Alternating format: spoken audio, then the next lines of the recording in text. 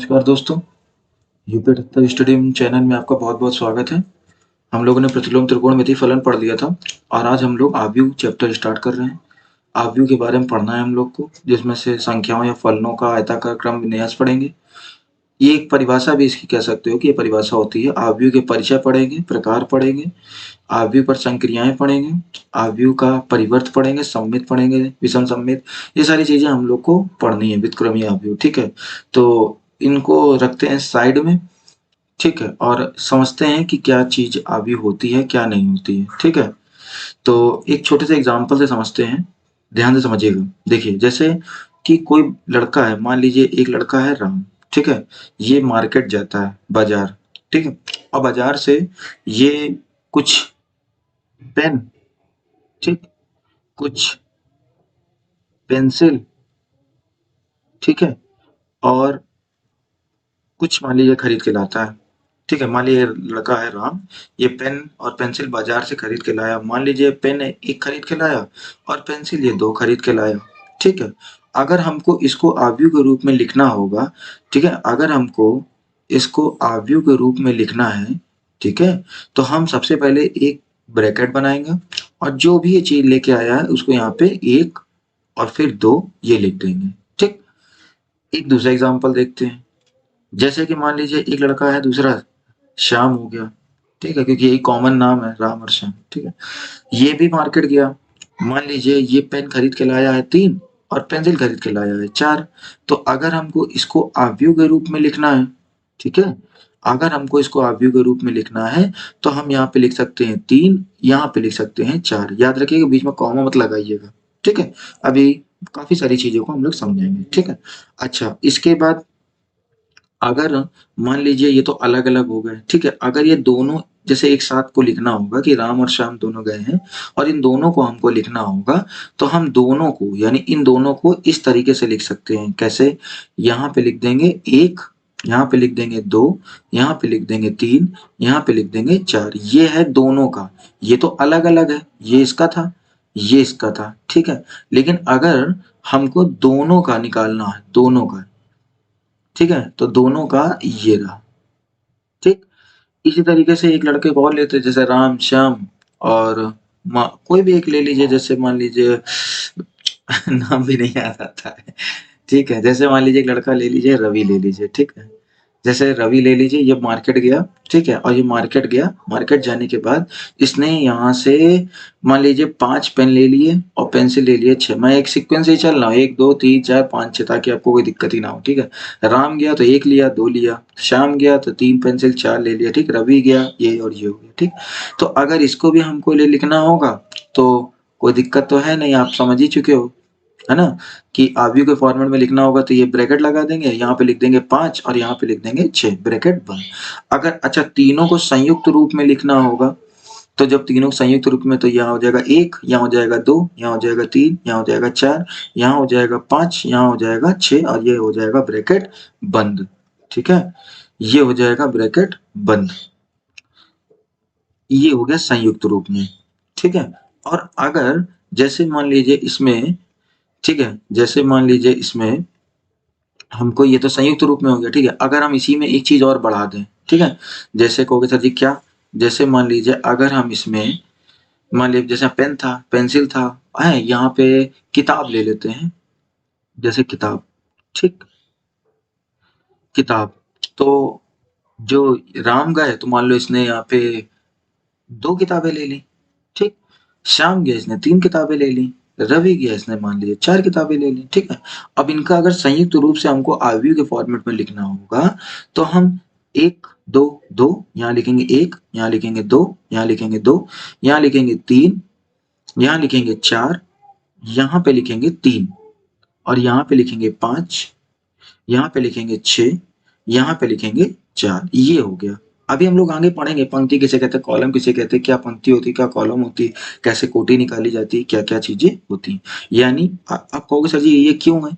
इसको लिखा गया है आव्यूह के रूप में, यानी जिस चीज को हम टेबल के रूप में लिखते हैं उसको हम आव्यूह कहते हैं। अब ध्यान से देखिए, यहाँ पे अगर हम बात करें तो ये राम के बारे में चल रहा है कि राम ने 1 पेन, एक पेंसिल, एक किताब लिया। यहाँ पे हम अगर लिख दें तो यहाँ पे पता चल जाएगा, ये हो जाएगा पेन, ये हो जाएगा पेंसिल, ठीक है, और ये लास्ट वाला जो है ये हो जाएगी किताब, ठीक है। यानी इसके बारे में पता चल रहा है कि कहाँ-कहाँ, क्या-क्या चीज़ है। ये राम के बारे में चल रहा है, ठीक है, ये श्याम के बारे में चल रहा है, ठीक है, और ये रवि के बारे में चल रहा है।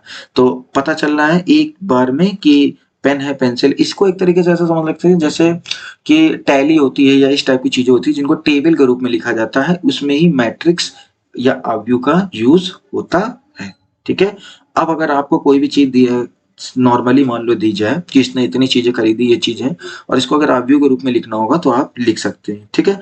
आशा करता हूँ कि आपको यहाँ तक समझ में आ गया होगा, ठीक है। चलिए आगे बढ़ते हैं, आगे वाले पेज एक ले लेते हैं और इसमें देखते हैं, ठीक है। इसको देख लेते हैं कि ये क्या चीज़ है यहाँ पे आगे। अगर हम आव्यूह की, ठीक है, अगर हम आव्यूह की परिभाषा लिखें, ठीक है, हालाँकि ये सब पेपर में तो आता नहीं है परिभाषा, मैथ का पेपर है, परिभाषा कहाँ से आ जाएगी, ठीक है। लेकिन क्या होता है कि परिभाषा आप पढ़ोगे तो थोड़ा सा समझ में आ जाता है, ठीक है। तो सिंपल सी भाषा में अगर लिख दें क्या कि संख्याओं, ठीक है, जो मैंने पहले पेज में लिखी थी, संख्याओं का आयताकार, ठीक है, संख्याओं का आयताकार क्रम विन्यास, ठीक है, क्रम और विन्यास रूप होता है, इसी को हम आव्यूह कहते हैं, ठीक। कौन जी बाउंस मार गया, हमें समझ में नहीं आया, बताइए क्या। देखो संख्या तो पता ही है, ठीक है, कि संख्या क्या होती है, 1 2 3 4 5 6।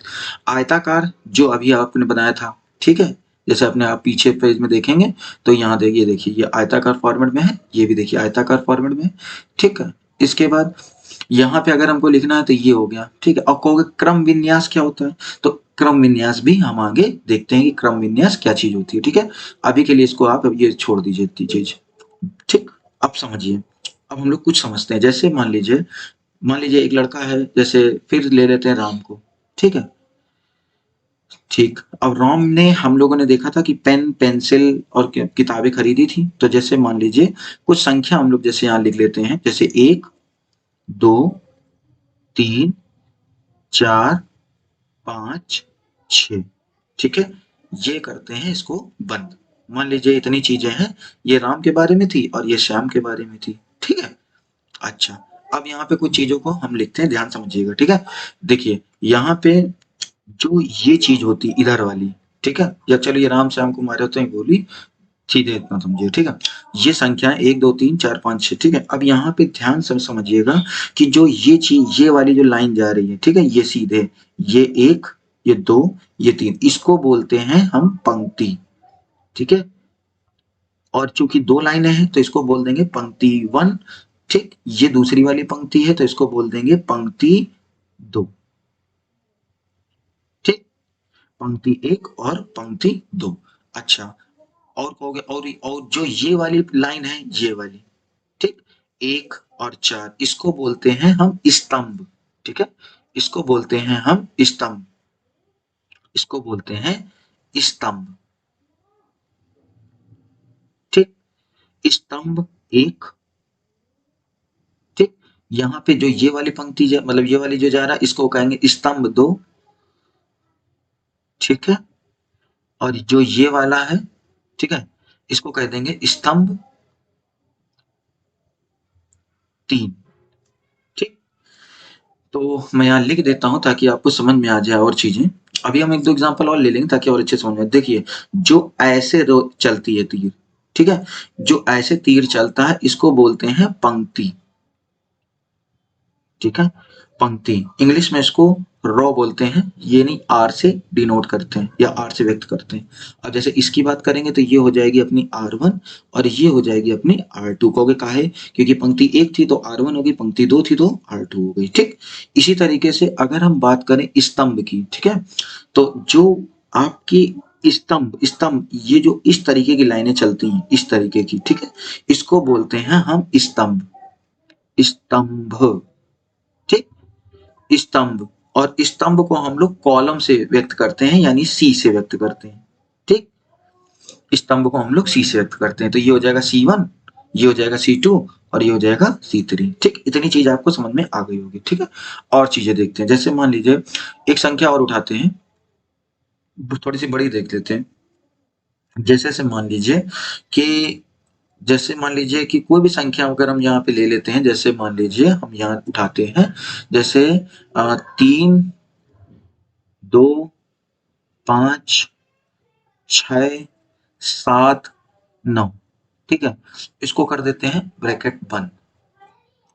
ठीक, ये एक आव्यूह के फॉर्मेट में लिखा हुआ है। ठीक है, तो देखो जो हमारी ये होगी ये वाली लाइन, ठीक है, ये जो सीधी वाली जा रही है, ये हो जाएगी अपनी R1। ठीक, R1 में 3 है, R1 में 2 है और R1 में 5 है। R1 बोले तो क्या, पंक्ति। ठीक है, पंक्ति में 3, 2 और 5। और इसके बाद जो आपकी कॉलम है, जैसे R1 हो गई है तो, और अगर हम R2 की बात करेंगे तो R2 में अपना ये 6 है, ये 7 है और ये 9 है। ठीक, इसके बाद अगर हम बात करते हैं किसकी, अगर हम इसकी बात कर लेते हैं कि कॉलम की, तो कॉलम देखिए जो अपना ये है, ये हो जाएगी क्या, C1। और C1 में कौन चल रहा है, C1 में जब हम बात करेंगे तो देखिए ये 3 पे और ये करेंगे 6 पे। ठीक है, और अगर C2 की बात करते हैं तो C2 पे 2 हो जाएगा और 7 हो जाएगा। ठीक, इसी तरीके से अगर C3 की बात करते हैं तो 5 हो जाएगा और यहाँ पे 9 हो जाएगा। ठीक है, अगर ग्राफिकल मेथड समझे तो जो देखो R1 होती है वो चलती है ऐसे, जो R2 है वो चलता है ऐसे। ठीक है, और अगर कहीं R3 भी होगा तो भी ये चलेगा ऐसे। ठीक है, और अगर C1 C2 की बात कर लेते हैं, जैसे मान लो C1 है तो ये चलेंगे ऐसे। ठीक, C2 की बात करेंगे ये चलेंगे ऐसे, और C3 की बात कर लेंगे तो ये चलेंगे ऐसे। एक बात याद रखिएगा कि इसमें केवल संख्याएं ही नहीं आती हैं, इसमें अवयव भी आते हैं। ठीक है, इसमें संख्या तो है ही है, लेकिन ये भी याद रखिएगा कि इसमें अवयव भी आते हैं।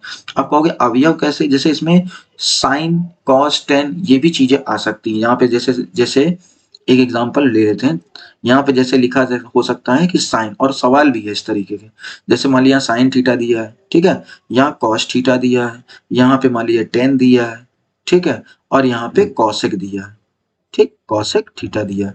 तो ये भी एक अवयव का फॉर्मेट होता है। आशा करते हैं कि इतनी चीज तो आपको समझ में आ गई होगी। ठीक है, इसके बाद लास्ट में लिख देते हैं कि जो पंक्ति होती है उसको आर से, ये लिखा ही हुई, कॉलम जो होते हैं इसको सी से। ठीक है, RAW, रॉ, RAW रॉ, और कॉलम की स्पेलिंग होती है COLUMN,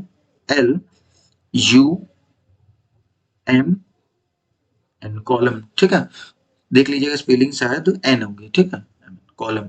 तो इस तरीके से कॉलम, और फिर भी स्पेलिंग या भाड़ में, हमें केवल आर और सी से मतलब है। ठीक है, ये हो गई R1, ये हो गई R2, ये हो गई C1, ये हो गई C2, ये हो गई क्या, C3। ठीक, इतनी चीज आपको समझ में आ गई होगी। जैसे एक नया पेज ले लेते हैं, थोड़ा सा और समझाने की कोशिश करते हैं। जैसे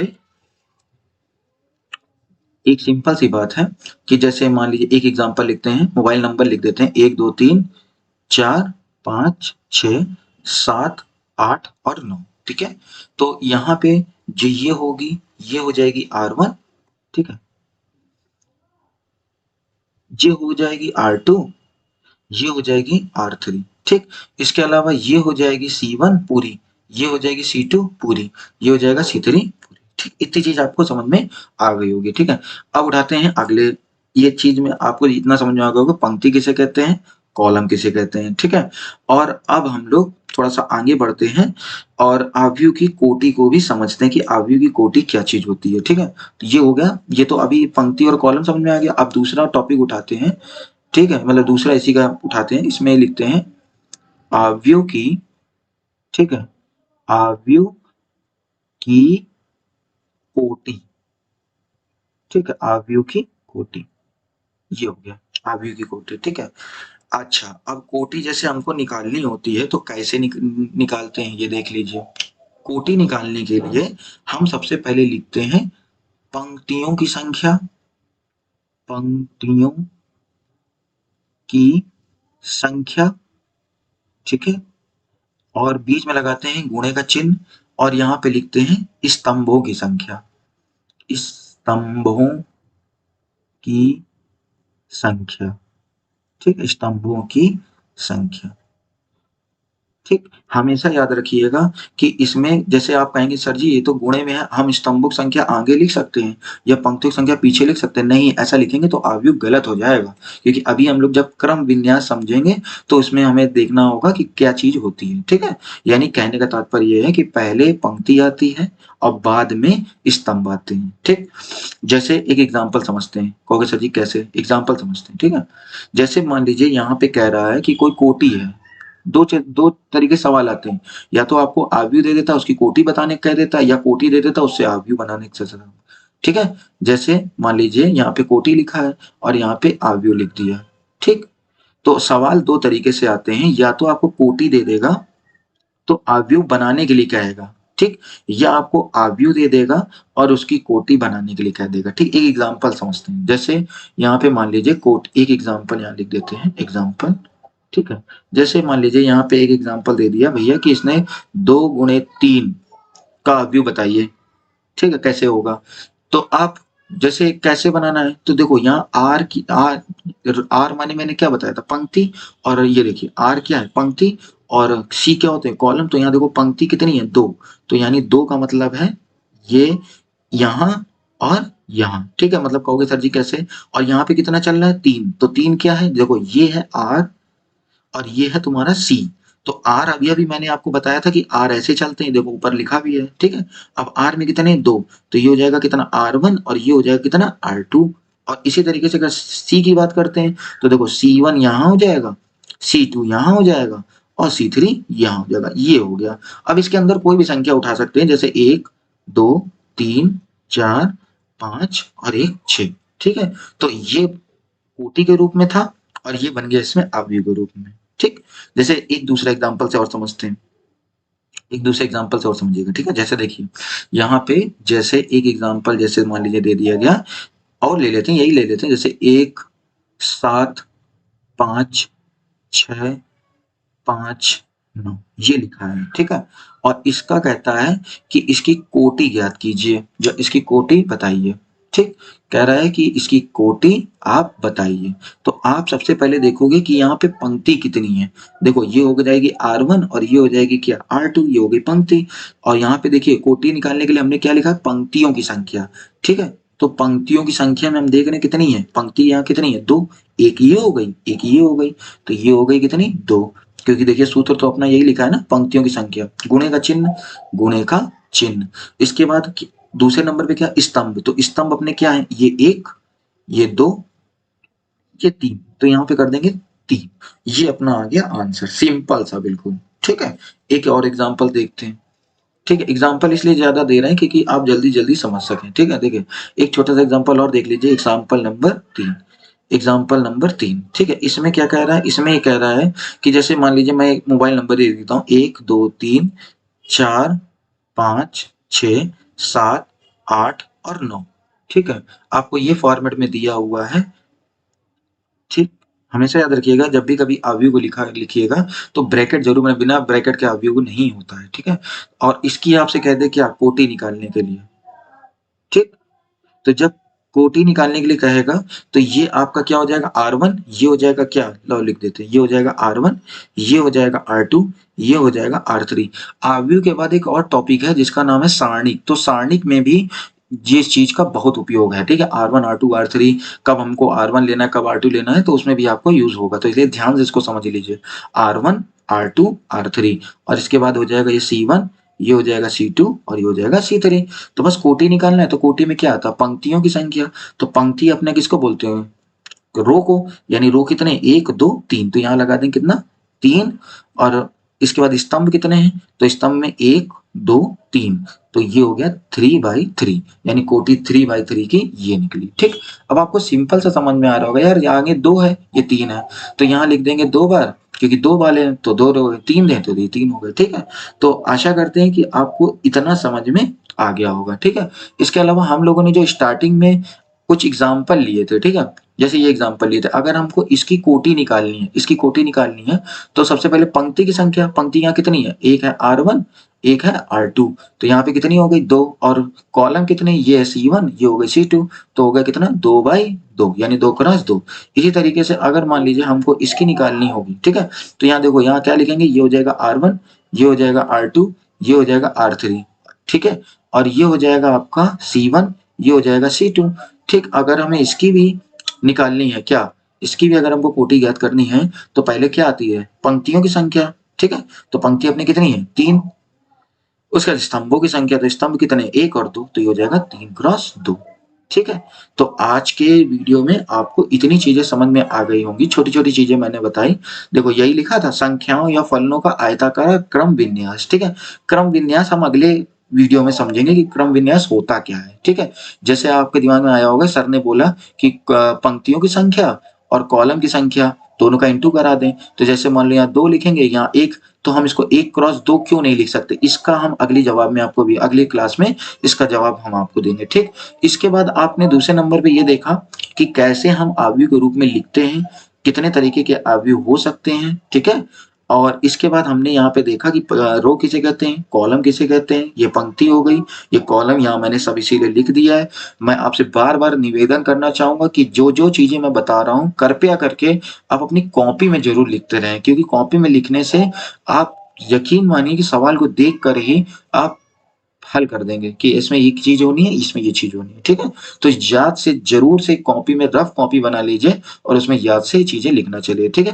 पंक्ति बता दी, कौन अब हो सकता है पंक्ति 2 हो जाए, पंक्ति 3 हो जाए, ठीक है। अवयव भी आ सकते हैं, जैसे साइन हो गया, कॉस हो गया, टेन हो गया, ये सारी चीजें।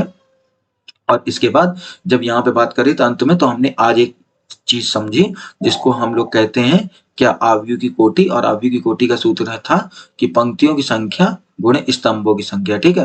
तो ये हमारा एक सूत्र है इसको निकालने का, ठीक। तो ये चीज आपको समझ में आ गई होगी, कोटि कैसे निकालते हैं, इतनी चीज समझ में आ गई, ठीक है। तो आज के लिए इतना ही रखते हैं और मिलते हैं फिर आपको हम अगली क्लास में, ठीक है। तब तक के लिए धन्यवाद।